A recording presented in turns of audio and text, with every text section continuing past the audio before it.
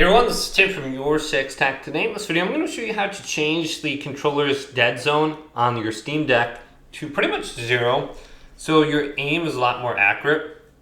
So you want to open up a game and then press the Steam button. So I got Rocket League opened up right now, and what I want to do is go over to controller settings, and under controller settings we can select it down here. And it looks like I'm just using one of the default ones, gamepad with joystick. I want to go to edit layout, then go on down to joysticks, and I'm going to go to the right joystick behavior, and then go to settings right here. Then we got the aim response curve linear, so that's fine.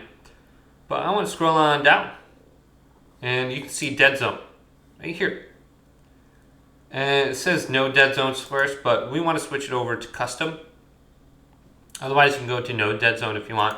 But if we go to custom, put it to circle, dead zone shape, go to circle. And then you should be able to adjust it.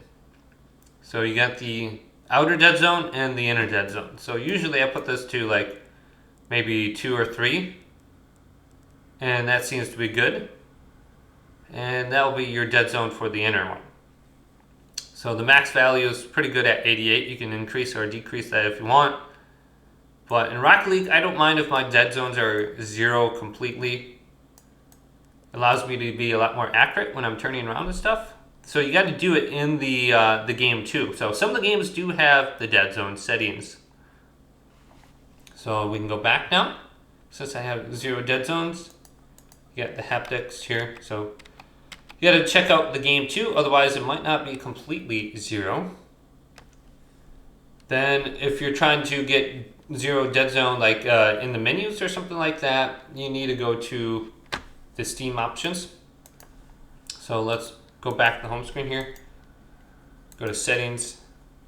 I believe it's under controller. And then we have non-game controller layout. And we have to do the same thing under here. So this is for your desktop configuration. So if you're using the desktop mode, otherwise you're going to have a huge dead zone when you're trying to just close applications, and you constantly miss because you can't hit it right. So we got gamepad. So we want to go back to joysticks, the right one, go to dead zones, go to custom, and then circle. So it looks like I have this set to 4. I can go to like 3 and I'll be happy with that. So this will be your menus for outside of games. But hopefully this video did indeed help you out. Did leave it a big thumbs up.